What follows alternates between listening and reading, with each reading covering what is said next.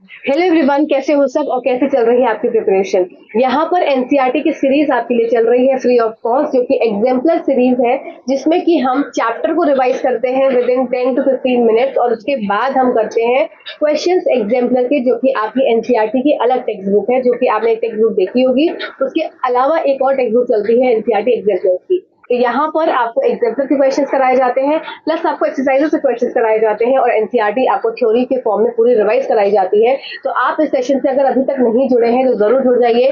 आपके लिए class 10th NCERT का chapter number 1 chemical reaction and their equation chapter पूरा खत्म हो चुका है, एनसीईआरटी के थ्योरी के साथ प्लस उसके एग्जाम्पल एक्सरसाइज के क्वेश्चन के साथ। तो अभी भी नहीं कनेक्टेड हुए हो तो जाओ, लिंक में आपको वो वीडियो मिल जाएगा, उसको देखो। और साथ ही साथ आज हमारा चैप्टर नंबर 2 है, जो कि एसिड बेस इन सॉल्ट है। मैंने 15 से 20 मिनट में पूरा चैप्टर आपको रिवाइज करवाया है। क्लास 6 से लेके क्लास 10th लेवल तक का जितना भी उसमें एसिड बेस इन सॉल्ट्स में कवर कराया गया, मैंने पूरा कवर किया, जिससे कि आपको पिछला मतलब छोटी क्लासेस की बुक्स को नहीं उठाना पड़े। अगर आप क्लास 10 को प्रिपेयर कर रहे हैं, तो क्लास 10 में सिर्फ उसमें केमिकल रिएक्शंस वगैरह है एसिड्स की, जो कि आपकी मेटल के साथ हो गई, नॉन मेटल के साथ हो गई, ये सब चीजें हैं। पर आपका जो इंपॉर्टेंट चीजें हैं, जैसे कि इंडिकेटर्स हो गए और कुछ हो गया, ये जो है आपका क्लास 10th की टेक्स्ट बुक में नहीं है, वो आपकी छोटी क्लासेस की टेक्स्ट बुक में है। पर मैंने आपके लिए एक साथ ही कोर पूरा कलेक्ट कर दिया है, जिससे कि आपको अगर एक acid base and salt chapter आपको देखा तो आपको और कहीं कुछ जाने की भटकने की जरूरत नहीं है। प्लस आपको क्वेश्चंस मैंने एग्जाम्पलर के सॉल्व करवाए हैं। इस वाले सेशन में आपको 20 क्वेश्चंस एग्जाम्पलर के दिखेंगे, तो थ्योरी प्लस 20 एग्जाम्पलर के क्वेश्चंस आज आप करेंगे। बचे हुए 20 क्वेश्चन, जिसमें कि 10 एग्जाम्पलर के क्वेश्चन और बचे हुए 10 से 15 एक्सरसाइज के क्वेश्चन आपको नेक्स्ट सेशन में मिलेंगे। तो इस सेशन को जरूर देखिए। कैसे लग रहे हैं वीडियोस, इसमें कमेंट जरूर करिए। इसी तरह से आपके वीडियोस आते रहेंगे। अपनी पढ़ाई को बेहतर करना सेशन की तरफ चलते हैं और आज के एग्जाम्पल और एनसीईआरटी थ्योरी को प्रिपेयर करें। चलो फटाफट से बहुत तेजी से आ जाओ। एसिड एंड बेसिस, और ये चैप्टर आपने कई बार पढ़ के रखा होगा, मैं बहुत फास्ट रिवीजन कराऊंगा क्योंकि यहाँ पर रिवीजन क्लासेस हैं, प्लस एग्जाम्पल के क्वेश्चन हमको अच्छे से करने हैं। ठीक है। एसिड एसिड क्या होते हैं? जब भी हम एसिड को पानी में डिसॉल्व करेंगे तो ये क्या होगा, डिसोसिएट होंगे एसिड, जैसे H+ आयंस और आपका क्या हो जाएगा Cl- आयन। अगर मैंने H+ और HCl डाला है एसिड, अगर मैंने H2SO4 डाला है तो H+ और आपका क्या हो जाएगा SO4 2- आयंस में डिसोसिएट होंगे। इसका मतलब कि एसिड्स को जब भी पानी में डालते हैं तो ये डिसोसिएट होते हैं। इसी डिसोसिएशन के कारण जब ये टूटते हैं एसिड्स, इसी डिसोसिएशन के कारण क्या होता है, यहाँ पर इलेक्ट्रिसिटी को ये कंडक्ट करते हैं। ठीक है। तो ये क्वेश्चन बहुत इंपॉर्टेंट है कि कोई एसिड जब डिसोसिएट हो रहा है वाटर के अंदर, तभी वो कंडक्ट कर रहा है इलेक्ट्रिसिटी। अगर कोई भी चीज, कोई भी सब्सटेंस अगर डिसोसिएट नहीं होगा तो कभी भी इलेक्ट्रिसिटी का कंडक्शन नहीं होता। इस तरह से बेसिस में भी क्या होता है, बेसिस में आपका इंपॉर्टेंट हो जाता है क्या, OH- आयंस का रोल होता है। ये OH- आयंस मतलब कोई भी बेस को अगर आप पानी में घोलेंगे तो क्या होगा, Na+ और OH- आयंस में टूटेगा और इसी कारण से क्या होता है, इलेक्ट्रिसिटी कंडक्ट होती है। ठीक है। यहाँ तक आई होप पॉइंट्स क्लियर हो गया होगा। नेक्स्ट बात कर लेते हैं एसिड। एसिड का टर्म जो लेटेंट है वो एक्रेयर टर्म से लिया गया है। ये एक्रेयर टर्म का मतलब होता है खट्टा, जो कि होता है इंग्लिश में सोर। ठीक है। अब यहाँ बात कर लेते हैं, the acid that conducts electricity is strongly is a strong acid and the acid that conducts electricity weakly is a weak acid। Simple सी बात है कि एसिड्स जो इलेक्ट्रिसिटी कंडक्ट करते हैं अच्छे से, वो स्ट्रॉन्ग एसिड्स होते हैं, और जो नहीं कंडक्ट करते वो क्या होते हैं, ये आपके वीक एसिड्स होते हैं। ठीक है। और बेसिस क्या होते हैं, ये आपके सोपी टू टच होते हैं, मतलब जो क्षार होते हैं आपके, क्षारीय इन नेचर मतलब होते हैं। जो बेसिस होते हैं वो कैसे होते हैं, वो सोपी टू टच होते हैं, मतलब सोप जैसा आपको लगता है, और साथ साथ खट्टे ना होकर ये क्या होते हैं, ये आपके कड़वे होते हैं। ठीक है। अब यहाँ पर इंपॉर्टेंट है, ये आपके वनडे एग्जाम्स में पूछा जाता है क्या, सल्फ्यूरिक एसिड का इस्तेमाल कहाँ पर होता है, बैटरीज में होता है। HCl का इस्तेमाल क्या होता है, सैनिटरी वेयर्स में यूज होता है। नाइट्रिक एसिड का इस्तेमाल वेरी इंपॉर्टेंट है, कई बार एग्जाम से पूछा गया है, क्या गोल्ड ऑर्नामेंट्स में इसका होता है। ये आपका एग्जाम्पल का क्वेश्चन भी है। एसिडिक एसिड को हम प्रिजर्वेटिव के रूप में इस्तेमाल करते हैं। ठीक है। ये सारी चीजें हिंदी में भी लिखी हुई यहाँ पर कि अचार के परीक्षण के लिए इसका उपयोग किया जाता है। मैं ज्यादा डीप में नहीं जाऊंगी। चलो आज बेसिस का इस्तेमाल करते हैं। यहाँ पर आपका बीपीएससी में क्वेश्चन पूछा गया है, तो इंपॉर्टेंट है, इसको आप मार्क करेंगे यहाँ पर और याद करेंगे कि बेसिस का इस्तेमाल कहाँ होता है। एक तरह से एंटा एसिड्स के अंदर आप इसका इस्तेमाल करते हैं। जो एंड स्टिंग होती है, एंड स्टिंग आपका क्या रिलीज करती है, फॉर्मिक एसिड रिलीज करती है। जब ये and sting formic acid release करती है, इसको यहाँ पर लिखेंगे, एनसीईआरटी क्लास 7 टेक्स्ट बुक में आपने लिखा हुआ है। क्या लिखा हुआ है कि फॉर्मिक एसिड, जो चीजें मैं बोलती जाऊँ फटाफट से नोट डाउन करते जाना। ये एंट स्टिंग क्या है, जब एंट ने जब बाइट किया तो फॉर्मिक एसिड रिलीज आउट किया। अब ये फॉर्मिक एसिड क्या है, आपका इचिंग कॉज करता है, तो इसको न्यूट्रलाइज करने के लिए यहाँ पर क्या डाला जाता है, यहाँ पर किसी कैलामाइन का सॉल्यूशन होता है। आपने लैक्टोकैलामाइन सुनी होगी। अभी लैक्टोकैलामाइन के अंदर क्या प्रेजेंट होता है, ये एग्जाम में पूछा जाता है। तो क्या प्रेजेंट होता है, इसके अंदर जिंक कार्बोनेट प्रेजेंट होता है, जिंक, ZINC, जिंक कार्बोनेट। ठीक है, जिंक कार्बोनेट प्रेजेंट होता है लैक्टोकैलामाइन के अंदर या कैलामाइन के अंदर। या इसके अलावा हम और क्या रब कर सकते हैं, तो हम एक और चीज रब कर सकते हैं जिसका नाम होता है आपका बेकिंग सोडा। ठीक है, बेकिंग सोडा या आपका इसका एक और नाम होता है सोडियम हाइड्रोजन कार्बोनेट। तो यहाँ पर आपका ये पॉइंट क्लियर हो गया होगा। अब इसके साथ साथ आपका एग्जाम्पल है कि पॉपुलर होममेड बेसेस होते हैं आपके सोप, आपका life for example use in oven cleaners, magnesium, milk of magnesia, इन सब का भी इस्तेमाल यहाँ पर किया जाता है। नेक्स्ट बात करते हैं इंडिकेटर्स। अब हम कोई भी चीज एसिड है कि बेस है इसे टच करके नहीं पता लगा सकते, तो इसका मतलब हमको कुछ सूचक की आवश्यकता होती है। नेचुरल सूचक आपके क्लास 7 में दिए हुए हैं। सिंथेटिक सूचक जो भी आपके हैं ये सब मतलब 7 देखो 6 से लेकर 10 तक का लेवल मैंने यहाँ पर पूरा कवर किया है, तो बिल्कुल चिंता मत करना, कोई भी चीज मैं छोड़ूंगी नहीं, हर एक इंपॉर्टेंट पॉइंट्स को मैं यहाँ पर कवर कर रही हूँ रिवीजन के फॉर्म में। तो इस सेशन को अच्छे से देखो।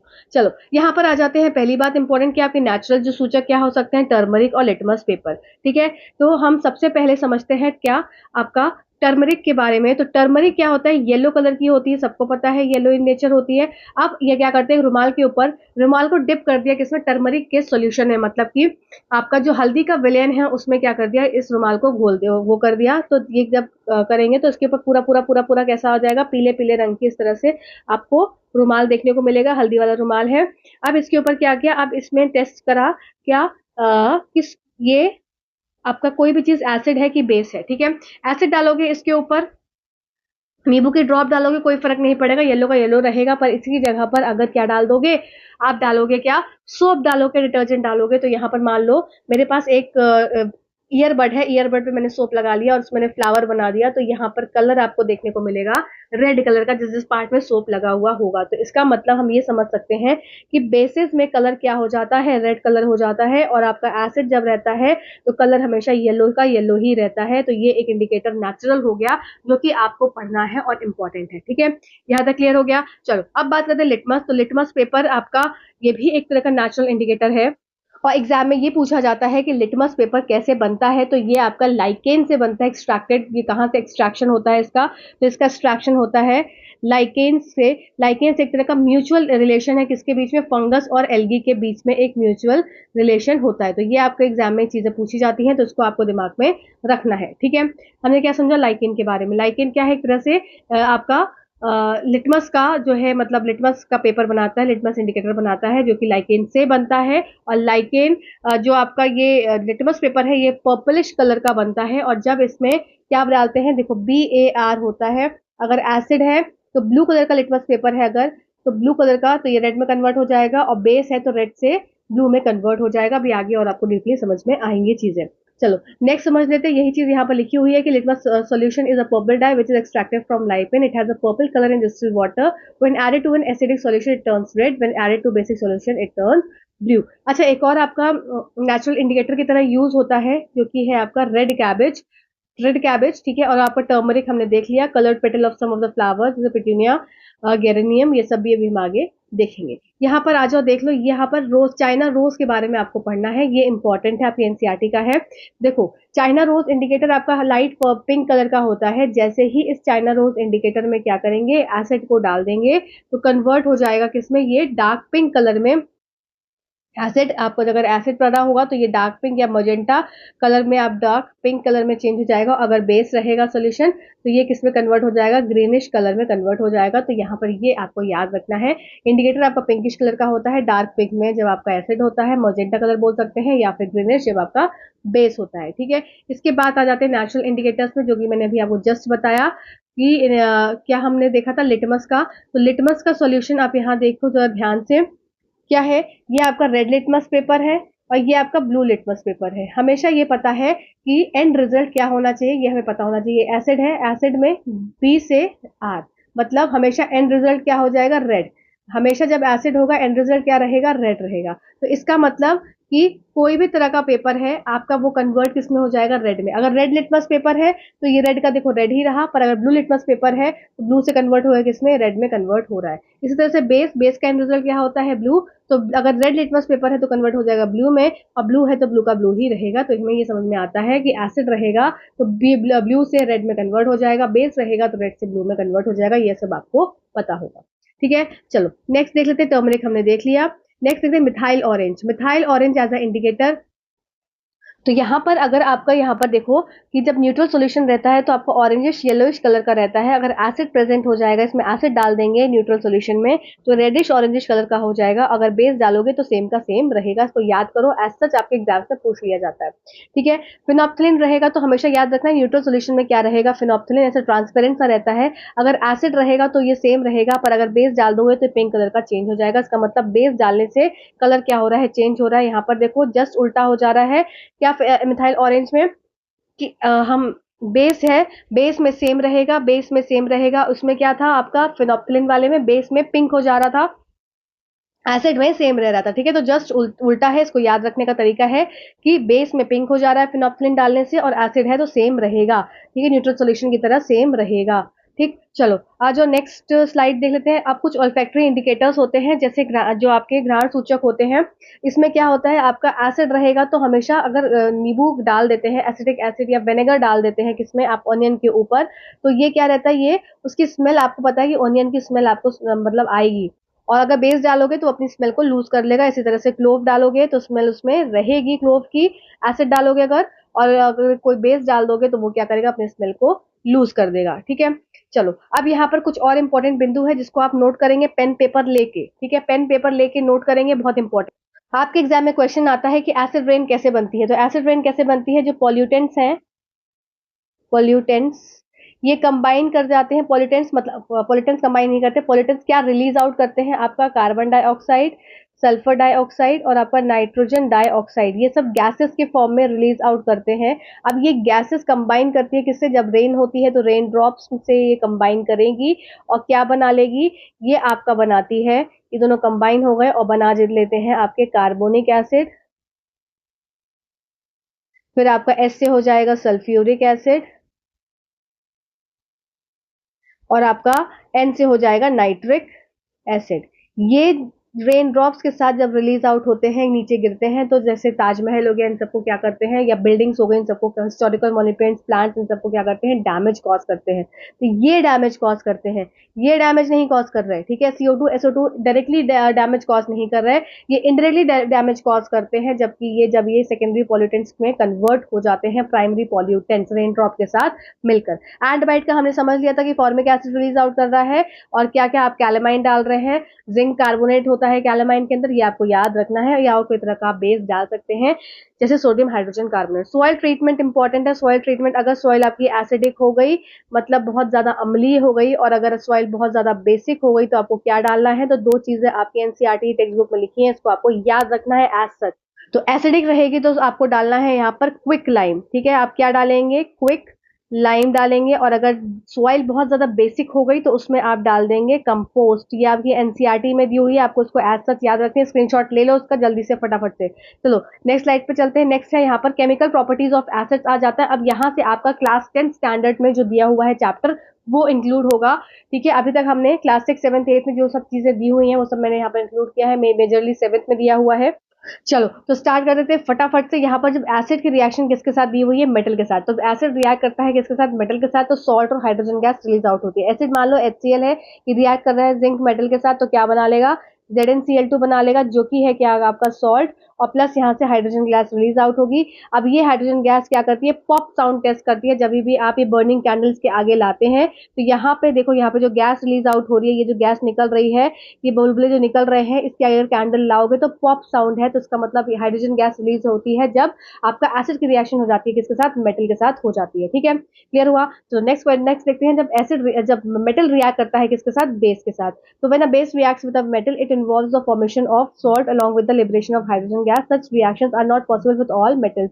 देखो बेसिस जो है, बेसिस हर मेटल के साथ रिएक्ट नहीं करते, ये बात यहाँ पर बताइए कि ऐसी अभिक्रियाएं सभी धातुओं के साथ संभव नहीं होती है। जैसे सोडियम हाइड्रोक्साइड की जिंक के साथ रिएक्शन हुई तो यहाँ हाइड्रोजन गैस तो रिलीज आउट हुई, पर ये हर के साथ पॉसिबल नहीं होती है, ठीक है। तो यहाँ पर अगर ऑल वाली स्टेटमेंट आ जाएगी कि all metals react with bases, तो no, all metals do not react with, some metal react with bases, ठीक है। तो reaction of metal carbonate and metal hydrogen carbonate with acid. अब यहाँ पर मेटल कार्बोनेट की, तो जो मेटल कार्बोनेट है, मेटल कार्बोनेट रिएक्ट करते हैं किसके साथ, एसिड के साथ, तो क्या बना लेंगे आपके सॉल्ट, वाटर और कार्बन डाइऑक्साइड। यहाँ पर मेटल कार्बोनेट हो तो CO2 एक्स्ट्रा बन गया, ठीक है। सेम चीज मेटल कार्बोनेट, आपका मेटल कार्बोनेट हो गया, सोडियम कार्बोनेट HCl के साथ एसिड के साथ रिएक्ट कर रहा है तो सॉल्ट बनाएगा, वाटर बनाएगा और CO2 बना देगा, ठीक है। इसी तरह से मेटल हाइड्रोजन कार्बोनेट रिएक्ट करेगा HCl के साथ NaCl H2O CO2 बना देगा, ठीक है। तो ये बात क्लियर हो गई ना कि मतलब चाहे मेटल कार्बोनेट हो चाहे मेटल हाइड्रोजन कार्बोनेट हो, किसी भी दोनों केसेस में क्या हो जाएगा आपका सॉल्ट, वाटर और कार्बन डाइऑक्साइड रिलीज आउट होगी, क्योंकि मेटल कार्बोनेट की बात है तो CO2 तो बनना ही बनना है, ठीक है ना, क्लियर हो गया। चलो नेक्स्ट देख लेते हैं। नेक्स्ट आपका है रिएक्शन, जो कि आपकी उदासीन रिएक्शन होती है, जिसको न्यूट्रलाइजेशन अभिक्रिया बोलते हैं। जब आपका एसिड एक अम्लीय एक बेस के साथ क्षार के साथ रिएक्ट करता है, सॉल्ट और वाटर बनाता है, तो इस रिएक्शन को क्या बोलते हैं, उदासीकरण रिएक्शन बोलते हैं। बहुत इंपॉर्टेंट रिएक्शन आपकी ये हो जाती है, ठीक है। न्यूट्रलाइजेशन रिएक्शन डायरेक्ट पूछते हैं एग्जामों में, ये होती किसके साथ, एसिड और बेस के साथ, दोनों कंबाइन करते हैं, सॉल्ट और वाटर बना लेते हैं, हो गई आपकी न्यूट्रलाइजेशन रिएक्शन खत्म। चलो आगे बढ़ो, फटाफट से रिवीजन का क्लास है हमारा।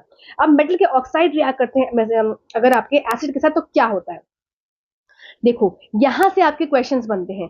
क्या बनते हैं, जब आपका मेटल का ऑक्साइड, मेटल ऑक्साइड्स जो होते हैं, अगर आपका मेटल के जो ऑक्साइड्स हैं, ये देखो जब मेटल के ऑक्साइड्स किसके साथ रिएक्ट करते हैं, HCl के साथ रिएक्ट कर रहा है तो कॉपर क्लोराइड और आपका वाटर रिलीज आउट हो रहा है। तो मेटल ऑक्साइड्स जो है ये कैसे होते हैं, ये बेसिक इन नेचर होते हैं। अब ये बेसिक इन नेचर हो गए तो इसका मतलब ये क्या करेंगे, ब्लू लिटमस से रेड करेंगे कि रेड से ब्लू करेंगे, खुद सोचो, बेस क्या करता है, रेड से ब्लू करता है ना, तो इसका मतलब यहाँ पर blue litmus, red to blue में कन्वर्जन करेगा, करेगा ना, BAR, बी से आर, तो आर से ब्लू करेगा। तो ये जब मेटल ऑक्साइड्स क्या होते हैं, ये कैसे हैं, क्षारीय इन नेचर है। जब क्षारीय इन नेचर होते हैं तो metal oxides red litmus to blue litmus में कन्वर्ट करते हैं।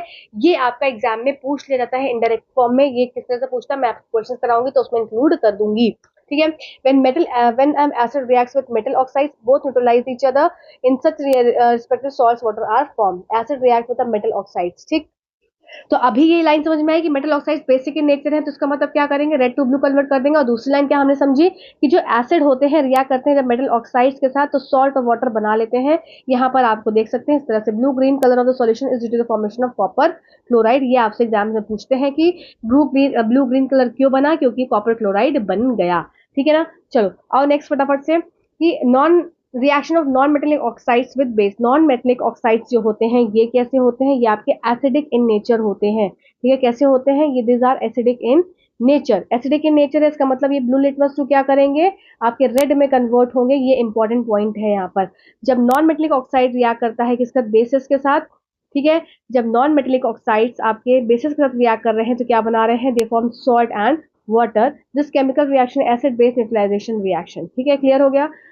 चलो नेक्स्ट देख लेते हैं। हमेशा एसिड क्या करेंगे हम, एसिड टू वाटर, मतलब पानी के ऊपर एसिड डालना है, कभी भी एसिड के ऊपर पानी नहीं डालना है, नहीं तो यहाँ पर एक्सप्लोजन हो जाता है, ठीक है। चलो नेक्स्ट बात करते हैं कंडक्शन ऑफ इलेक्ट्रिसिटी। यहाँ पर ये इंपॉर्टेंट पॉइंट है आपका, ये सीटेट का फेवरेट क्वेश्चन है और ये कई बार और भी अलग एग्जामों में पूछ लिया जाता है कि acid conduct electricity because of the presence of ions. Ions कैसे, H+ फॉर्म में और या OH फॉर्म में आयंस प्रेजेंट होते हैं। Glucose, alcohol, vegetable oil, Honey, sugar solution do not conduct electricity, ये इंपॉर्टेंट है। Milk, salt solution, acidic solution, lemon, vinegar, ये कंडक्ट करते हैं इलेक्ट्रिसिटी। अब यहाँ पर कंफ्यूजन किसमें क्रिएट होता है, मिल्क में। मिल्क कंडक्ट करता है इलेक्ट्रिसिटी कि नहीं, हाँ भाई करता है।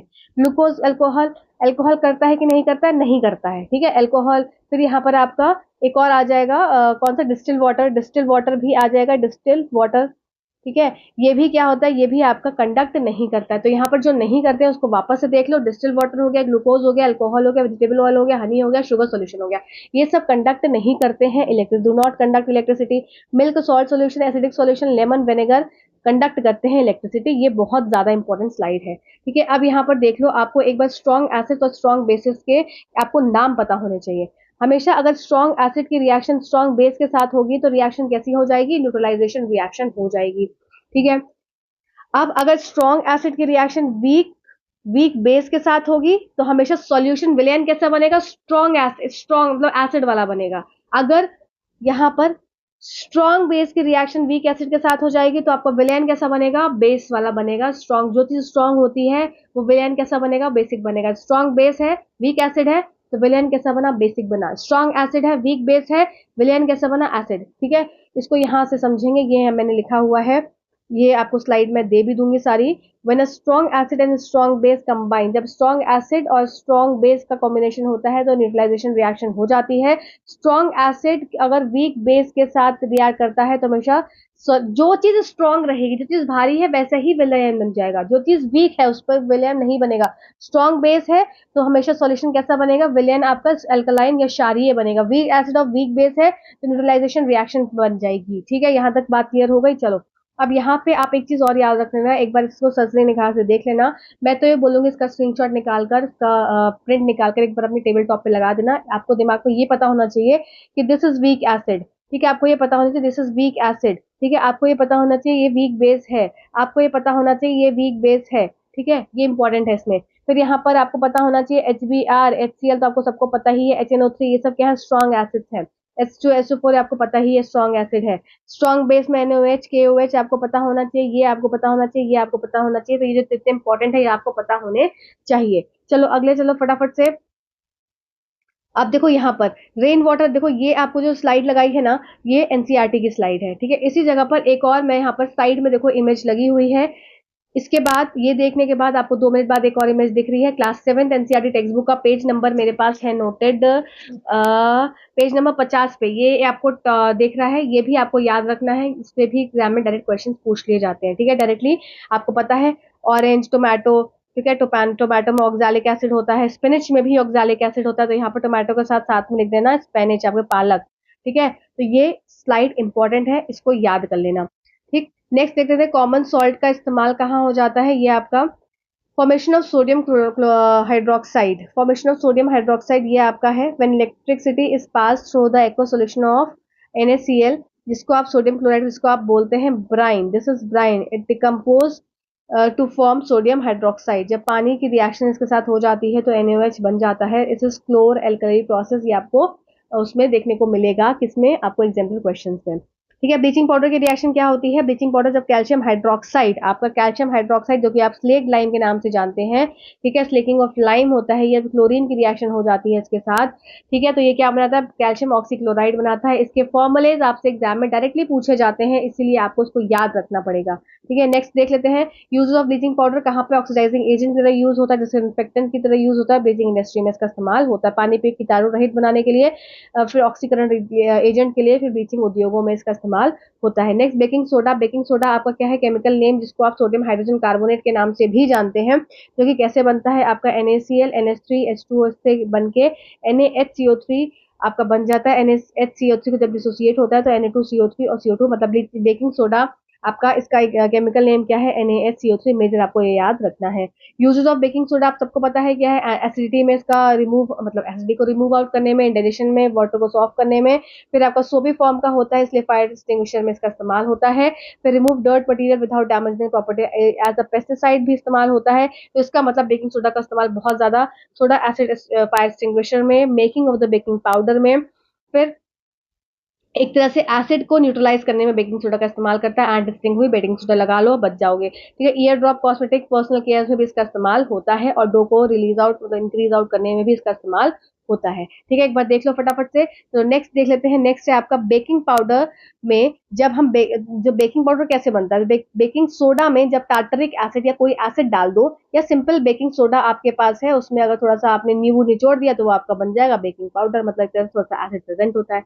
वॉशिंग सोडा क्या हो गया, वॉशिंग सोडा आपका हो गया Na2CO3.10H2। देखो ये 10H2 क्या है, ये आपका वाटर ऑफ क्रिस्टलाइजेशन है, जो कि फिक्स वॉल्यूम होता है। जैसे कॉपर सल्फेट में आपका 5 मॉलिक्यूल्स ऑफ वाटर होता है, तो CuSO4.5H2O होता है, क्योंकि हमेशा फिक्स मॉलिक्यूल ऑफ वाटर है। ऐसे सोडियम कार्बोनेट में क्या है, 10 मॉलिक्यूल्स ऑफ वाटर है। ठीक है, तो it is prepared by heating baking soda को हीट करेंगे, decrystallisation of sodium carbonate gives the sodium carbonate को रिक्रिस्टलाइज कर दिया तो क्या बन जाएगा, हमारा वॉशिंग सोडा बन जाएगा। ठीक है, यूजेस ऑफ वॉशिंग सोडा आपको पता है, पेट्रोलियम में इसका इस्तेमाल होता है, लेबोरेटरी में रिएजेंट की तरह इसका इस्तेमाल होता है, स्टेन्स को रिमूव करने में, परमानेंट हार्डनेस को रिमूव आउट करने में, वेरी इंपॉर्टेंट पॉइंट है।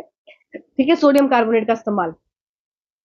चलो नेक्स्ट देख लेते हैं। नेक्स्ट है आपका वाटर ऑफ क्रिस्टलाइजेशन। जैसे कि मैंने भी आपको बताया कि वाटर ऑफ क्रिस्टलाइजेशन क्या है, it is a fix amount of water molecule present in one formula unit of salt. जैसे कि आपका यहाँ पर हो गया कॉपर सल्फेट में 5 मॉलिक्यूल्स ऑफ क्या प्रेजेंट है, आपका 5 मॉलिक्यूल्स ऑफ वाटर प्रेजेंट है। तो ये आपका एक तरह से आपकी दोनों तरफ रिवर्सिबल रिएक्शंस हो जाती हैं, जो कि दोनों साइड चल रही होती हैं। ऐसे ही यहाँ पर बात आ जाती है gypsum calcium sulphate dot 2H2O on heating gypsum. देखो क्या है यहाँ पर, ये आपको रिएक्शन देखने को मिल रही है, किस तरह से जिप्सम और प्लास्टर ऑफ पेरिस की रिएक्शन हो रही है।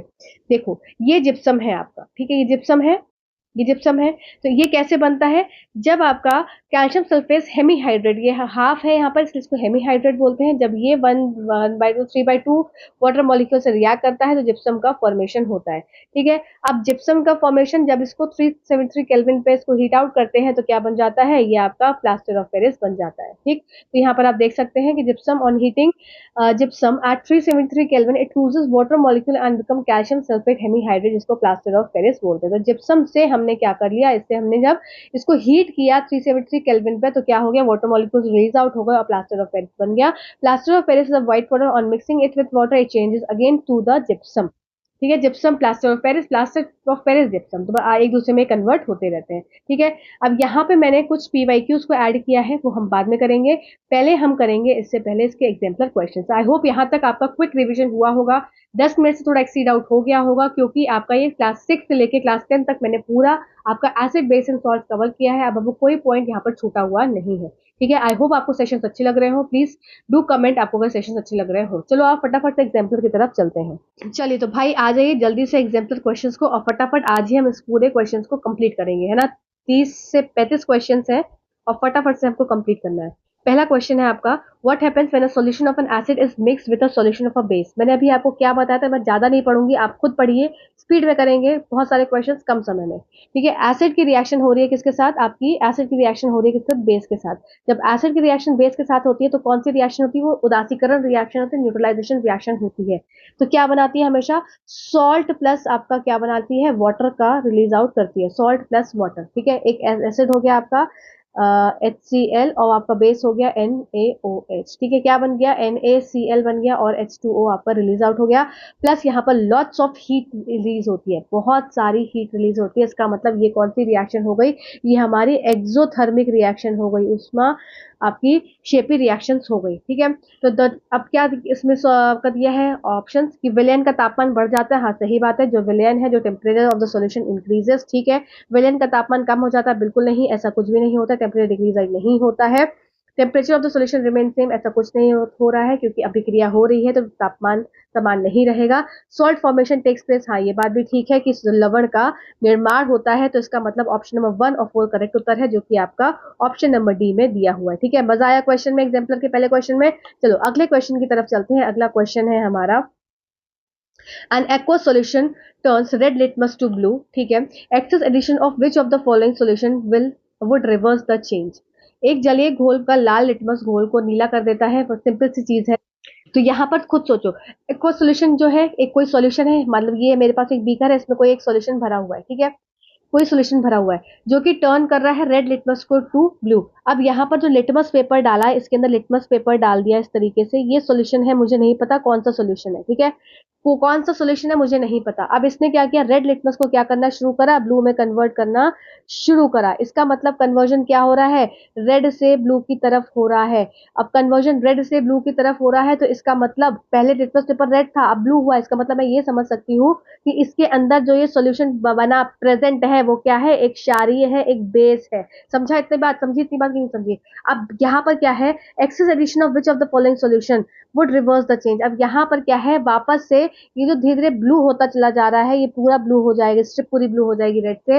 अब इसको वापस से किस में कन्वर्ट करना है, रेड में। तो मुझे क्या चाहिए, तो रेड में कन्वर्ट, मतलब कि BAR, BAR हमने देखा था, अगर एसिड होगा तो ब्लू से किस में कन्वर्ट हो जाएगा, रेड में। तो हमें ब्लू से वापस से रेड में कन्वर्ट करना है, इसका मतलब हमको सोल्यूशन अब किस चीज का चाहिए, जो कि यहाँ पर बेसिक सोल्यूशन था, अब हमें किस चीज का सोल्यूशन चाहिए, यहाँ पर हम एसिड का सोल्यूशन समझ सकते हैं। तो इसको आप इस हिसाब से देख सकते हैं। क्या बेकिंग पाउडर का इस्तेमाल होगा, नहीं, क्योंकि बेकिंग पाउडर आपका बेस है। क्या लाइम का इस्तेमाल होगा, कैल्शियम हाइड्रोक्साइड, नहीं भाई, ये भी क्या है, ये भी आपका बेस है। अमोनियम हाइड्रोक्साइड, हाइड्रोक्साइड आ गया तो ये आपका क्या है, बेस है।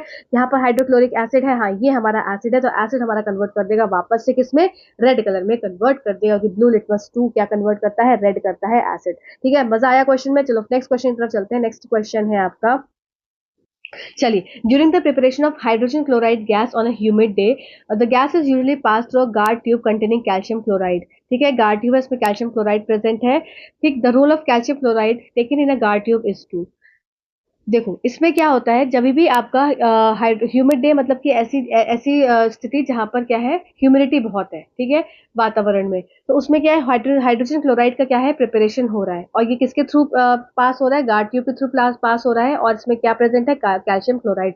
अब इसमें पूछा गया है कि role of a calcium chloride ना गार्ड ट्यूब इज, अब गार्ड ट्यूब का क्या रोल है कैल्शियम क्लोराइड में, तो यहाँ पर to absorb the gas evolve, नहीं, मॉइस्चन द गैस, नहीं, to absorb the moisture from the gas, इसका काम है कि जितनी भी मॉइस्चर प्रेजेंट है गैस में, ठीक है, गैस में जितनी भी मॉइस्चर प्रेजेंट है, क्योंकि वातावरण कैसा है, ह्यूमिड वातावरण है, ठीक है, उसको क्या करेगा, एब्जॉर्ब कर लेगा, तो ये काम गैस की नमी को अवशोषित करना है। Absorb chloride ions in the from the gas evolve, नहीं, ऐसा कोई रोल नहीं होता।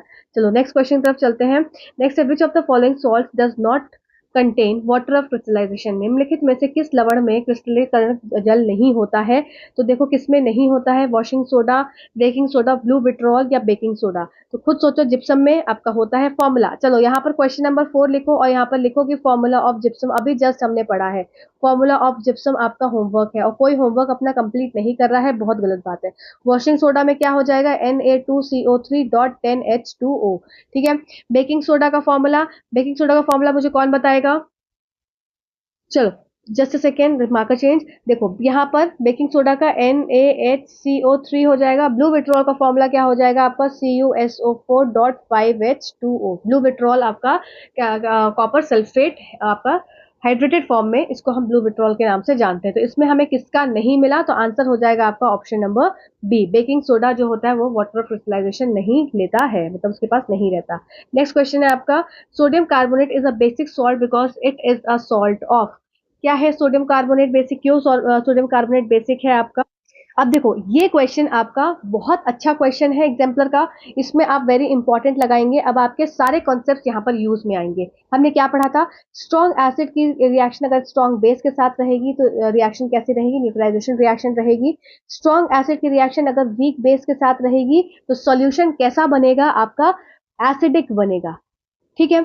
अगर यहाँ पर वीक एसिड है आपका और स्ट्रॉन्ग बेस है तो सॉल्यूशन कैसा बनेगा आपका, बेसिक बनेगा। और चौथा पॉइंट हमने क्या पढ़ा था कि वीक एसिड रहेगा और वीक बेस बनेगा तो सॉल्यूशन कैसा रहेगा, वापस से न्यूट्रल रहेगा। ये चार हमने चीजें समझी। अब यहाँ पर क्या बात आपको कही जा रही है, यहाँ पर कहा जा रहा है कि sodium carbonate is a basic salt, एक बेसिक सॉल्ट है, ठीक है, जो कि कैसे बना है, जब कोई भी चीज बेसिक है, ये बेसिक है मेरे पास, जब ये बेसिक है इसका मतलब ये कैसे बना होगा, वीक एसिड हुआ होगा और साथ साथ क्या होगा, स्ट्रॉन्ग बेस लगा होगा, तब जाकर मेरे पास सॉल्यूशन कैसा आया होगा, बेसिक आया होगा। इसका मतलब यहाँ पर स्ट्रॉन्ग एसिड नहीं भाई, हमको वीक एसिड चाहिए। वीक एसिड, हाँ ठीक है, वीक एसिड है और स्ट्रॉन्ग बेस नहीं, वीक बेस नहीं, स्ट्रॉन्ग एसिड चाहिए ही नहीं, तो यहाँ पर आंसर हो जाएगा आपका ऑप्शन नंबर डी, करेक्ट उत्तर। आपका करेक्ट उत्तर पे आए। चलिए नेक्स्ट क्वेश्चन की तरफ चलते हैं फटाफट से। Calcium phosphate is present in tooth animal, it is, अब कैल्शियम फॉस्फेट के फॉर्म में है तो कैसा होता है ये आपका, बेसिक इन नेचर हो जाएगा, ठीक है, सीधा सीधा क्वेश्चन का आंसर बेसिक इन नेचर होगा, ठीक है। A sample of a soil is mixed with water and allowed to settle, the clear supernatant solution turns the pH paper yellowish orange, which of the following would change the colour of the pH paper to greenish blue. चलिए तो फटाफट से इस question को समझते हैं, और इस क्वेश्चन को समझने से पहले आपको पीएच स्केल की जो कलरिंग है उसके बारे में थोड़ा सा सेंस होना चाहिए, ठीक है। क्लास 10 एनसीईआरटी टेक्स्ट बुक को आप खोलेंगे, उसमें आप पेज नंबर जाएंगे, पेज नंबर 26 पे, ठीक है, यहाँ पर मैं नोट कर रही हूँ पेज नंबर 26, इसको आप ओपन करें, कुछ थोड़ा सा काम आप खुद करो। ठीक है, पेज नंबर 26 पे जाएंगे, वहां पर आपको पीएच स्केल देखने को मिलेगा। वहां पर देखो जो येलोइश कलर आपको दिख रहा है, चलो अच्छा मैं साइड में लगा दे रही हूँ स्क्रीन पर, इसको देखो और फिर अपनी बुक जरूर खोल लेना। यहाँ पर देखो आपको जो येलोइश आपको दिख रहा है वो किसकी तरफ दिख रहा है, वो आपको एसिडिक की तरफ दिख रहा है। और जैसे जैसे आप बेस की तरफ आएंगे आपका कलर कैसा होता जा रहा है, ग्रीनिश होता जा रहा है। इसका मतलब यहाँ पर क्वेश्चन में जो दिया है कि अगर मेरे पास एक सैंपल है, ये मेरे पास एक बीकर है, इसके अंदर मैंने क्या डाला हुआ है, मैंने फॉर एग्जांपल ये मेरे पास सॉइल इसमें डली हुई है और इसमें भरा हुआ है ऊपर तक पानी। ठीक है, ये पानी ऊपर तक भरा हुआ है। अब ये जब सॉइल सेटल हो जाएगी तो ये जो ऊपर ये वाला पोर्शन बचा ये कहलाता है सुपर नेटेंट, जो ऊपर बच जाता है। ठीक है, जिसमें पानी आपको दिख रहा है। अब इसमें पीएच डाल की स्ट्रिप डाली, एक इसमें पीएच की स्ट्रिप डाली, तो पीएच की स्ट्रिप डालने से क्या हो रहा है, येलोइश ऑरेंजिश कलर का हमको ये देखने को स्ट्रिप मिल रही है, येलोइश ऑरेंजिश कलर की देखने को मिल रही है। अब इसमें मैं कौन सा ऐसा क्या डालूं जिससे पीएच की जो स्ट्रिप है वो मेरे को कैसी दिखे, आपकी ग्रीनिश ब्लूइश कलर की दिखे।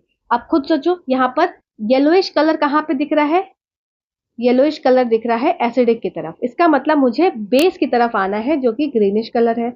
अब बेस इसमें से क्या लेमन जूस बेस है, नहीं भाई। विनेगर बेस है, नहीं भाई। कॉमन सॉल्ट तो न्यूट्रल हो जाता है, नहीं।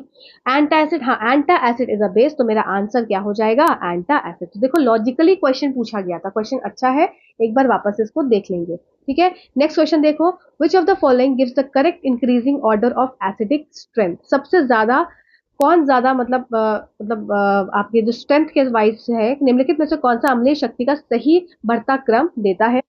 चलो पहला देख लेते हैं, सबसे पहले क्या है इसमें आपका, वाटर है, एसिडिक एसिड, हाइड्रोक्लोरिक एसिड, मतलब सबसे ज्यादा हाइड्रोक्लोरिक एसिड, फिर एसिडिक एसिड, फिर वाटर। हाँ ये ठीक लग रहा है। एसिडिक एसिड नहीं, हाइड्रोक्लोरिक एसिड सबसे ज्यादा होता है। हाइड्रोक्लोरिक एसिड, वाटर, वाटर नहीं, वाटर न्यूट्रल होता है, वाटर न्यूट्रल होता है। तो इसका मतलब ऑप्शन नंबर फर्स्ट ए हमारा करेक्ट उत्तर हो जाएगा। ठीक है, ये आसान था। तो नेक्स्ट क्वेश्चन तरफ चलते हैं। If a few drops of concentrated acid accidentally spills over the hand of a student, what should be done? Wash the hand with saline solution. Wash the hand immediately with plenty of water and apply a paste of sodium hydrogen carbonate. Apply after washing the plenty of water. Apply solution of sodium hydrogen hydroxide on the hand. Then neutralize the acid with strong alkali. तो यहाँ पर सबसे best solution क्या हो जाएगा, तो देखो saline solution, इसमें और NaCl डाल देंगे, नहीं भाई। अब यहाँ पर wash the hand immediately with plenty of water and apply a paste of sodium hydrogen carbonate. हाँ ये हमारा क्या है, एक तरह से माइल्ड बेस है। जब ये माइल्ड बेस है तो हम ये क्या कर सकते हैं, ये अपने हाथ पर लगा सकते हैं। After applying the plenty of water apply solution of sodium hydroxide. नहीं भाई, ये क्या हो जाएगा आपका, ये स्ट्रॉन्ग बेस की तरफ आएगा तो हम इसको नहीं लगाएंगे और सब रिएक्शंस खराब हो जाएंगे। Neutralise the acid with a strong alkali. नहीं, ऐसा कुछ नहीं करेंगे, हमको क्या करना है, हमको माइल्ड बेस लगाना है। ठीक है, हाथ पे कोई क्या करना है, नए तरह के कारनामे नहीं करने हैं, उसको शांत करवाना है। नेक्स्ट क्वेश्चन है आपका, sodium hydrogen carbonate when added to acidic acid evolves a gas, which of the following statement are true about the gas evolved. चलो तो यहाँ पर हमने अभी just chemical reaction, chemical properties में देखा था एसिड्स वगैरह की, कि हमने क्या देखा था कि कोई भी अगर कार्बोनेट फॉर्म है, मेटल कार्बोनेट है, उसकी रिएक्शन अगर किसी एसिड के साथ होती है तो मेटल कार्बोनेट एसिड के साथ रिएक्ट करके क्या बनाएगा, आपका कार्बन डाइऑक्साइड तो रिलीज आउट करेगा ही करेगा। ठीक है, हमने रिएक्शन देखी थी ना कि मेटल कार्बोनेट की रिएक्शन एसिड के साथ क्या हो रही है, आपका सॉल्ट बनाएगा प्लस वाटर बनाएगा और प्लस CO2 बनाएगा। ये जस्ट रिएक्शन हमने पढ़ी है, तो इसका मतलब CO2 रिलीज आउट हो रही है। अब जब CO2 रिलीज आउट हो रही है तो वो क्या करेगी, it turns lime water milky. हाँ बिल्कुल सही बात है, वो क्या कर देगी, लाइम वाटर को मिल्की कन्वर्ट कर देगी, चूने के पानी को दूधिया कर देती है। ठीक है, it extinguishes a burning splinter. हाँ कोई अगर क्या है, जलती हुई खपच्ची को बुझा देता है, बिल्कुल सही बात है कि अगर CO2 से ही, तो क्या है मतलब CO2 के गैस को भी गैस सिलेंडर्स को क्या करते हैं, जहां पर आग लगी है वहां पर डाल देते हैं, तो ऑक्सीजन की सप्लाई कम हो जाती है, खत्म हो जाती है। It dissolve solution of sodium hydroxide. ये सोडियम हाइड्रोक्साइड के सॉल्यूशन में क्या होता है, डिजॉल्व हो जाती है। हाँ ठीक है। It has a pungent smell. हाँ भाई, इसकी कोई स्मेल नहीं होती। CO2 क्या होता है, it is odourless gas, मतलब इसकी कोई भी स्मेल नहीं होती। अब यहाँ पर एक रिएक्शन में कंफ्यूजन हो रहा होगा कि कैसे हुआ। यहाँ पर देखो सोडियम की रिएक्शन किसके साथ हो रही है, देखो CO2 की रिएक्शन किसके साथ हो रही है, सोडियम हाइड्रोक्साइड जो कि है आपका NaOH। तो ये जब इसके साथ कंबाइन करता है तो क्या बनाता है, आपका सोडियम Na2CO3 बनाता है और प्लस आपका H2O वाटर रिलीज आउट हो जाता है। ठीक है, तो ये आपका 1 2 3 ठीक होने के कारण ऑप्शन नंबर बी जो हो जाएगा आपका करेक्ट उत्तर हो जाएगा। ठीक है, आई होप यहाँ तक पॉइंट क्लियर हुआ होगा। अगले क्वेश्चन की तरफ चलते हैं। Common salt besides being used in kitchen can also be used as a raw material for making. Common salt का कहाँ कहाँ हम साधारण नमक का और भी जगह उपयोग कर सकते हैं, आइए इन पॉइंट्स को देखते हैं। अब यहाँ पर अगर आपको एनसीईआरटी क्लास 10 की 2 पेजेस की रिएक्शंस याद होंगी जो कि यहाँ पर दी हुई हैं, मैंने अभी आपको पढ़ाई थी। पहली रिएक्शन क्या है, फटाफट से जिसको नहीं याद है ये रिएक्शंस नोट कर लो, बहुत इंपॉर्टेंट रिएक्शंस है। क्या है आपकी रिएक्शन, देखो यहाँ पर हमको कॉमन सॉल्ट का इस्तेमाल सीखना है। तो कॉमन सॉल्ट का इस्तेमाल जो आपका कॉमन सॉल्ट क्या हो जाएगा, NaCl। तो पहली रिएक्शन आप याद रखेंगे NaCl की। NaCl कंबाइन करता है किसके साथ, आपका वाटर के साथ कंबाइन करता है, जिसको क्लोर एल्कली प्रोसेस भी बोलते हैं। ये क्या बनाता है, NaOH बनाएगा और प्लस साथ साथ आपका क्लोरीन गैस रिलीज आउट होगी और प्लस H2 रिलीज आउट होगी। ये पहली रिएक्शन हो गई। दूसरी रिएक्शन आपकी NaCl की किसके साथ होगी, ये हम NaCl आपके सॉल्ट की रिएक्शन हम देख रहे हैं जहां पर हमारा इस्तेमाल हो रहा है। दूसरी रिएक्शन आपकी हो जाएगी NaCl की, NaCl प्लस आपका वाटर और प्लस यहाँ पर आपका कार्बन डाइऑक्साइड और प्लस आपका NH3, ये बनाएगा आपका सोडियम हाइड्रोजन कार्बोनेट और प्लस यहाँ पर NH4Cl। ठीक है, ये सोडियम हाइड्रोजन कार्बोनेट जो ये बना, ये सोडियम हाइड्रोजन कार्बोनेट जो बना, अब ये इसको जब हीट आउट करोगे तो क्या बन जाएगा, Na2CO3। ठीक है, Na2CO3 प्लस आपका यहाँ पर वाटर बनेगा और प्लस आपका CO2 रिलीज आउट हो जाएगा। ठीक है, तो यहाँ पर हम ये 3 बात समझ सकते हैं। पहली बात हमने क्या समझी कि NaCl का यूज कहाँ हुआ, आपका NaOH को बनाने में। फिर हमने देखा NaCl का इस्तेमाल हुआ आपका सोडियम हाइड्रोजन कार्बोनेट को बनाने में। फिर हमने देखा ये सोडियम हाइड्रोजन कार्बोनेट से क्या बन गया, Na2CO3 बन गया। इसका मतलब ये थर्ड चीज हमारी ये बन गई। तो हमने ये समझा कि यहाँ पर क्या क्या बन गया, ये हमारा वॉशिंग सोडा बन गया। इसमें जब water of crystallisation 10 molecules add हो जाएंगे तो वॉशिंग सोडा बन जाएगा। तो ये आपका वॉशिंग सोडा बन रहा है। क्या ब्लीचिंग पाउडर बन रहा है, नहीं, अभी हम उसको भी समझेंगे। बेकिंग सोडा बन रहा है, हाँ भाई बेकिंग सोडा बन जा रहा है, जो कि आपका क्या है, सोडियम हाइड्रोजन कार्बोनेट है। स्लेट लाइम है, नहीं। ठीक है, तो यहाँ पर चलो ब्लीचिंग पाउडर की रिएक्शन भी याद रखो और इसी पेज पे लिख लो अपना फटाफट से कि कैल्शियम हाइड्रोक्साइड, सबसे पहले कैल्शियम ऑक्साइड की रिएक्शन किसके साथ होती है, आपकी वाटर के साथ होती है। तो क्या बन जाता है, कैल्शियम हाइड्रोक्साइड आपका बन जाता है, जो कि आपका क्या होता है, स्लेक्ड लाइम। तो स्लेक्ड लाइम हमारा कैसे बना, कैल्शियम ऑक्साइड से, क्विक लाइम से बना। ठीक है, अब तीसरी रिएक्शन जो हमको याद रखनी है, इंपॉर्टेंट है आपके एग्जाम के लिए, जस्ट अ सेकेंड, स्पेस ही नहीं बचा, उसको मैं रब करूंगी तो पूरा चला जाएगा। ठीक है, द नेक्स्ट रिएक्शन हमको पढ़नी है ब्लीचिंग पाउडर की। आओ ब्लीचिंग पाउडर की रिएक्शन यहीं लिख लेते हैं। तो ब्लीचिंग पाउडर की रिएक्शन क्या हो जाएगी, कैल्शियम हाइड्रोक्साइड, यहीं से समझ लो आप लोग फटाफट से और नोट डाउन कर लेना। ये कैल्शियम हाइड्रोक्साइड को जब आप करेंगे क्लोरीन के साथ रिएक्ट तो क्या बनाएगा, कैल्शियम ऑक्सी क्लोराइड, जो कि आपका हो जाएगा CaOCl2, जिसको ब्लीचिंग पाउडर के नाम से भी जानते हैं, और प्लस आपका ये हो जाएगा वाटर। तो ये सारी रिएक्शंस यहाँ पर इंपॉर्टेंट है। तो यहाँ पर ऑप्शन क्या हो जाएगा करेक्ट, 1 और 3 हमारा हो जाएगा ऑप्शन नंबर सी में, ये हमारा यहाँ पर आंसर हुआ। ठीक है, सेशन कैसा लग रहा है बताते जाना। One of the constituent of baking powder is sodium hydrogen carbonate, the other constituent is, कौन सा होता है other constituent, just a second, just a second, just a second, ओहो, हाँ, one of the constituent of baking powder is sodium hydrogen carbonate, the other constituent is, अभी हमने साथ ही साथ पढ़ा था कि सोडियम हाइड्रोजन कार्बोनेट में टार्टरिक एसिड को मिलाते हैं तो क्या बन जाता है, एक सेकेंड, टार्टरिक एसिड को मिलाते हैं तो क्या बन जाता है, ब्लीचिंग आपका powder, sorry baking powder, bleaching powder नहीं बेकिंग पाउडर बोलेंगे इसको, just slip of tongue, baking powder. ठीक है, सोडियम हाइड्रोजन कार्बोनेट, या सिंपल मैं इसको ऐसे लिख सकती हूँ जैसे मैं हमेशा याद करती हूँ, कैसे, बेकिंग सोडा में क्या डाला, टार्टरिक एसिड डाला, तो ये क्या बन गया, इन दोनों को मिलाकर ये बन जाएगा बेकिंग पाउडर। ठीक है, तो यहाँ पर क्या हम ऐड कर रहे हैं, टार्टरिक एसिड हम ऐड कर रहे हैं। ठीक है, चलो नेक्स्ट क्वेश्चन की तरफ चलते हैं। 13 question, to protect tooth decay we are advise to brush our teeth regularly, the nature of the toothpaste commonly used is, कौन सा तरह का टूथपेस्ट होता है आप, तो ये कैसा होता है, हमारा हमेशा बेसिक इन नेचर होता है। तो ऑप्शन नंबर सी करेक्ट उत्तर हो जाएगा। दांतों के सड़कों के बचाव के लिए नियमित रूप से कौन दांतों के ब्रश के लिए सलाह की जाती है, तो इसमें इस्तेमाल टूथपेस्ट की प्रकृति कैसी होती है आपकी, ये क्षारीय प्रकृति का ये होता है। ठीक है, Which of the following statement is correct about the aqueous solution of acid and a base? Higher the pH, stronger is the acid. Higher the pH, weaker is the age. Weaker is the acid. Lower the pH, stronger is the base. Lower the pH, weaker is the base. ठीक है, क्या उसमें उत्तर हो जाएगा आप? चलो, यहाँ पर आपका पीएच स्केल होता है 0 से लेके 7 और 7 से लेके 14। यहाँ वाले क्या हो जाते हैं? एसिडिक, और इधर वाले क्या होते हैं? बेसिक। ठीक है, ये पॉइंट आप सबको क्लियर है। अब देखो, higher the pH stronger is the acid, यहाँ पर एसिडिक कंटेंट होता है तो इसका मतलब पीएच कैसा होना चाहिए? लोअर होना चाहिए, तो ये पॉइंट गलत हो जाएगा। यहाँ पर lower the pH stronger is the acid, हाँ ये पॉइंट सही है। Lower is the pH, pH अगर कम होगा स्ट्रॉन्गर होगा एसिड। ठीक है, बिल्कुल सही बात। जितना कम एज 0 1 2 3, तो 1 2 वाले क्या हो जाएंगे? हाईली एसिडिक होंगे। Lower the just a second, मैंने गलत मार्क कर दिया, तो आपका पहला गलत हुआ, ये सेकेंड वाला सही है। लोअर द पीएच आपको 0 से 7, 7 से 14। Lower the pH stronger the base, नहीं, पीएच अगर कम होगा तो बेस आपका क्या होगा? वीक होगा, ये भी गलत। यहाँ पर lower the pH weaker the base, और तो लोअर द पीएच, पीएच अगर लोअर रहेगा तो बेस कैसा रहेगा? वीक, तो ये बात भी बिल्कुल ठीक है। तो इसका मतलब ऑप्शन 2 एंड 4 हमारा करेक्ट उत्तर हो जाएगा, जो कि ऑप्शन नंबर डी में है। ठीक है, क्लियर हुआ सबको? चलो नेक्स्ट क्वेश्चन की तरफ चलते हैं। The pH of a gastric juices release during digestion is. Digestion के समय गैस्ट्रिक जूस का पीएच, अभी जस्ट मैंने एनसीईआरटी की लाइन में आपको दिखाया था, तो क्या होता है ये? इसमें देखो दो क्वेश्चन एक साथ हैं, चलो अच्छी बात है। Less than 7, more than 7, equal to 7 या इक्वल टू 0, तो यहाँ पर आंसर सीधा हो जाएगा आपका लेस देन 7।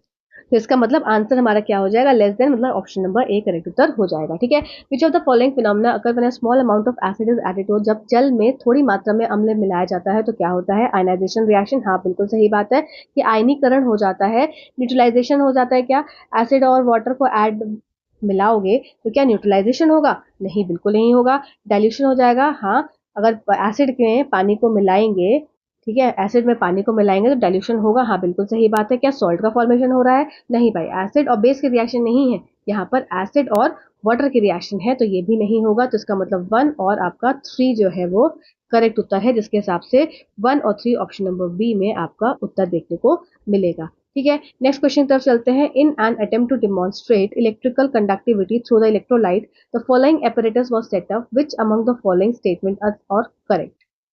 चलिए, अब देखिए यहाँ पर ध्यान से सब लोग इमेज को देखेंगे। पता नहीं ये इमेज ब्रॉड हो रही है, अच्छा इससे ज्यादा नहीं हो रही है।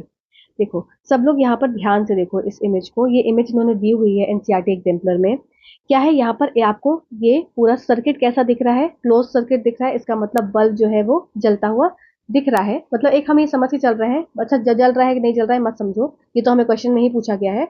देखो सर्किट क्या है? क्लोज है, मतलब इसमें बिल्कुल ये सब क्या है? ये क्लोज सर्किट है, पूरा बंद है। अब यहाँ पर एक चीज देखो, यहाँ पर क्या है? सॉल्यूशन कैसा है? इसका विलेन कैसा है? डाइल्यूट NaOH है। इसका मतलब जब सॉल्यूशन इसके अंदर डाइल्यूट NaOH के फॉर्म में है तो यहाँ पर क्या होगा? Na++ और OH- आयन में डिसोसिएट हो जाएगा। जब भी कोई भी सॉल्यूशन में डिसोसिएशन आपको देखने को मिलता है तो इसका मतलब यहाँ पर इसमें क्या प्रेजेंट है? आयन प्रेजेंट है। जब आयन प्रेजेंट है तो इसका मतलब यहाँ पर इलेक्ट्रिसिटी क्या होगी? ये कंडक्ट होगी।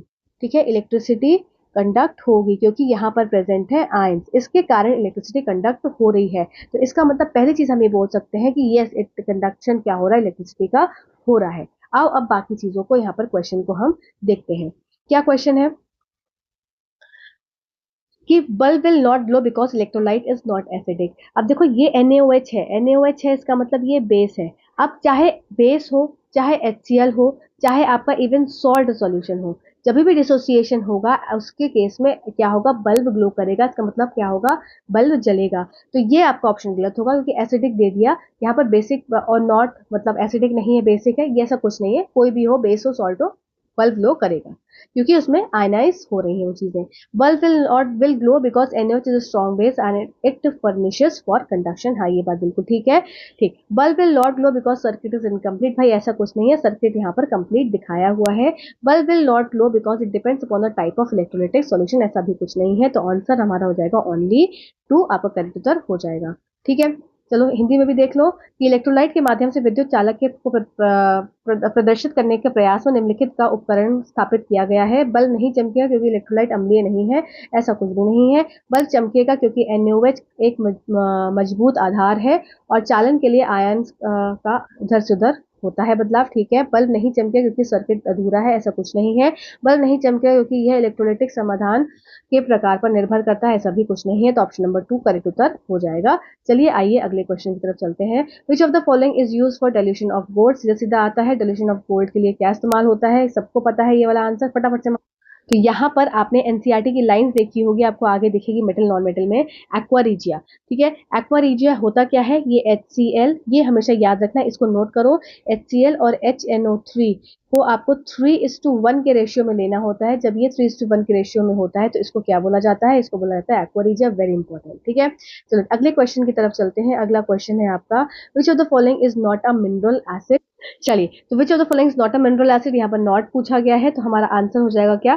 Citric acid. सिट्रिक एसिड आपका कहाँ प्रेजेंट होता है? ये मैंने कई बार बताया है। चलो फटाफट से मुझे थोड़ा एक्टिवली पार्टिसिपेट करके बताओ, सिट्रिक एसिड कहाँ प्रेजेंट होता है? हाइड्रोक्लोरिक एसिड आपका मिनरल एसिड है, सल्फ्यूरिक एसिड आपका मिनरल एसिड है, नाइट्रिक एसिड आपका मिनरल एसिड है, ठीक है। नेक्स्ट क्वेश्चन की तरफ चलते हैं। नेक्स्ट क्वेश्चन क्या है? Which of the following statement is not correct? All metal carbonates react with acid to give salt water and carbon dioxide. All metal oxides react with water to give salt and acid. Some metal react with acid to give salt and hydrogen. Some non-metal oxides react with water to form acids. कौन सी आपको reaction इसमें correct नहीं है? पहले इसको mark कर लो। चलिए, तो पहली क्या है? सभी धातु कार्बोनेट अम्ल के साथ प्रतिक्रिया करके लवण जल और कार्बन डाइऑक्साइड देते हैं। हाँ, ये बिल्कुल ठीक है। ये ऑल मेटल कार्बोनेट्स हमारे मेटल का रिएक्ट करते हैं एसिड के साथ, और ये क्या बना देते हैं? ये बनाते हैं सॉल्ट, वाटर और कार्बन डाइऑक्साइड। ये हमने पढ़ा है, तो ये हमारा करेक्ट मतलब सही स्टेटमेंट है। All metal oxide react with water, सभी मेटल ऑक्साइड्स रिएक्ट करते हैं वाटर के साथ to give salt and acid. Salt and acid नहीं भाई, ये कोई रिएक्शन ही नहीं होती। सॉल्ट और एसिड ऐसा कुछ नहीं हो रहा है। Some metal react with acids, सब metal react with acid to give salt and hydrogen. हाँ, ये बात ठीक है। देखो ऑल मेटल्स यहाँ इसलिए नहीं लिखे गए क्योंकि यहाँ पर कॉपर हो गया, फिर आपका गोल्ड हो गया, ये सब क्या है? डायरेक्टली एसिड्स के साथ नहीं रिएक्ट करते, ठीक है। इसलिए देखो आपने गोल्ड में क्या है? एक्वारीजिया का इस्तेमाल हुआ था, तो ये भी स्टेटमेंट क्या है? ठीक है कि सम लिख दिया। Some non metal oxides react with water to form acid, कुछ नॉन मेटल ऑक्साइड्स जो होते हैं वो रिएक्ट करते हैं वाटर के साथ टू फॉर्म एसिड्स। ये बात भी बिल्कुल ठीक है। तो यहाँ पर ऑप्शन हमारा हो गया जो गलत है, मतलब आंसर नंबर बी आपका करेक्ट उत्तर हो गया। फिर भी कोई कंफ्यूजन होगा तो मुझे बता देना, मैं आपको इसको फिर से एक्सप्लेन कर दूंगी। नेक्स्ट क्या है आपका? Match the chemical substances. अब यहाँ से ना आपके वो क्वेश्चन, ये अब आपका तो कितने क्वेश्चंस बचे हैं? मैं ही थक गई। अरे काफी क्वेश्चंस है, नहीं अच्छा कुछ है कम। चलो फटाफट से कंप्लीट ही कर लेते हैं। Match the chemical substances given in a copper column A with their appropriate application given in column B. चलो फटाफट से हम देख लेते हैं ब्लीचिंग पाउडर का इस्तेमाल कहाँ होता है। तो ब्लीचिंग पाउडर का इस्तेमाल कौन मुझे बताएगा फटाफट से? Yes, it is used in discolouration, decolouration में इस्तेमाल होते हैं। बेकिंग सोडा का इस्तेमाल हम कहाँ करते हैं? Baking soda as a antacid हम यूज करते हैं, तो ये हो गया हमारा एंटा एसिड। वॉशिंग सोडा का इस्तेमाल हम कहाँ करते हैं? वॉशिंग सोडा का इस्तेमाल हम प्रिपरेशन ऑफ ग्लासेस में करते हैं। सोडियम क्लोराइड का इस्तेमाल कहाँ करते हैं? ये आपका H2Cl2 प्रोडक्शन में करते हैं, जो कि अब क्लोर एल्कली प्रोसेस वाला था। तो यहाँ पर ये आपका करेक्ट हो जाएगा, इसको आप फटाफट से अपना मार्क कर लेंगे अपने हिसाब से, ठीक है। नेक्स्ट क्वेश्चन देख लें। Equal volume of hydrochloric acid and sodium hydroxide solutions of the same concentration are mixed with and pH of the resulting solution is checked with a paper। चलो अब बाकी क्वेश्चंस हम लोग कर देंगे, यहाँ तक करते हैं। अभी 15-20 क्वेश्चंस और बचे हैं, उसके बाद मुझको आपको PYQs भी कराने हैं, तो इसका सेशन पार्ट 2 भी आएगा। वही लंबा हो जा रहे हैं क्वेश्चंस। 25 क्वेश्चंस हमने कर लिए हैं विद हमने रिवीजन के साथ, तो बाकी 26वें से हम कल करेंगे। कल वाले सेशन में आपको मैं दे दूंगी। Till then thank you so much for watching this video. और आपको सेशन कैसा रहा, क्वेश्चंस कैसे लगे, प्रयास कैसा लगा, सब बताना। Thank you.